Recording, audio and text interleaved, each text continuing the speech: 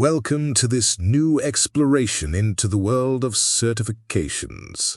Today, we're venturing into what has become a literal jungle of names, licenses, and certificates. It's total chaos, Eloise. A magnificent chaos, Theodore, where many students invest their precious time and money, absolutely convinced they're obtaining international qualifications.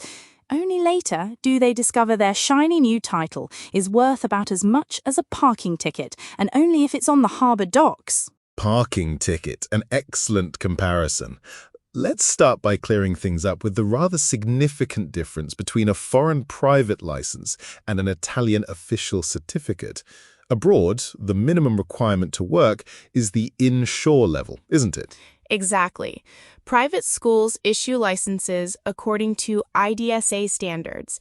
They look like fantastic technical titles, but there's a rather large catch. They're private documents. No state authority monitors the hours completed. And crucially, they don't allow for registration with the Coast Guard, the Capitaneria di Porto in Italy. Anyone returning here with only a private foreign license under Italian law often technically doesn't exist. You don't exist? You just vanish into thin air? That sounds like a serious problem. And in Italy, the situation is even more convoluted with what's called the disguised OTS. Explain to me, Eloise, what on earth is a disguised OTS? It's a true bureaucratic chameleon, Theodore. There are schools issuing professional qualification certificates with official state stamps, using high-sounding names like Inshore OTS or OTS at 50 meters. It all looks perfectly legitimate considering their public acts monitored by the regions. But it isn't, I'm assuming. Not at all. Their only goal is registration in the Coast Guard records. In reality, they're just simple OTS, commercial divers. Why? Because they don't respect the bottom times and in-water activities required by the Sicilian Law, 07-2016 and IDSA standards. It's like buying a Ferrari and finding out it has a Fiat Panda engine. You look incredibly powerful, but you're utterly stuck in the city. The Ferrari Panda, that's a good one. And then there's the 50-meter trap, both inside and outside the port. If I understand correctly, 50 meters isn't 50 meters everywhere. Absolutely not. An HDS at 50 meters title only qualifies you to dive to that depth within the port area. If you aspire to be a professional and work outside the port at 50 meters, that port title simply isn't enough. You need the top-up level, IDSA Level 3, which is recommended by IMCA. That's a standard only an IDSA-regulated pathway can guarantee. Don't be fooled. Depth without the correct standard locks you inside the breakwaters.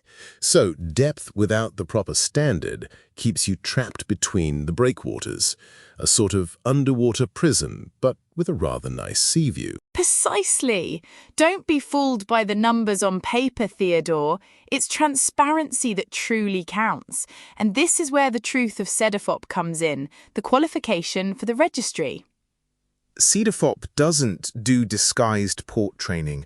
Our pathways are the only ones in Italy that, despite being professional qualification certificates monitored by labour inspectorates, strictly follow the decompression tables of Law 07-2016 and the IDSA standard.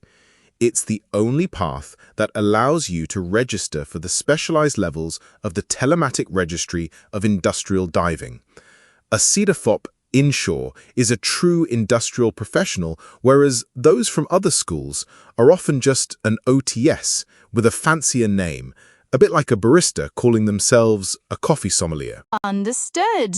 And in this whole muddle, Law 09 of 2026 and Law 07 of 2016 are our compasses.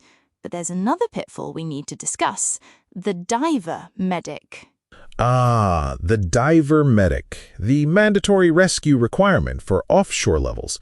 The funny thing is, it's not required for the basic OTS or OTS inshore level. So if someone issues you a high-level certificate without the mandatory rescue training required by those standards, they are simply ignoring the law.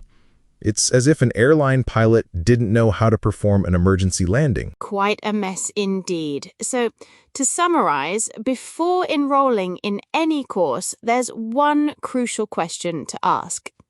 The question is simple and direct. Does this qualification allow me to register in the telematic registry to work in the industry, or is it only for the Coast Guard? If the answer is the latter, you're buying a limitation, not an opportunity. Choose transparency, choose CEDIFOP, and you won't find yourself as a panda disguised as a Ferrari. And with that valuable advice, our journey through the jungle of titles concludes. If you found this episode useful, share it with a friend.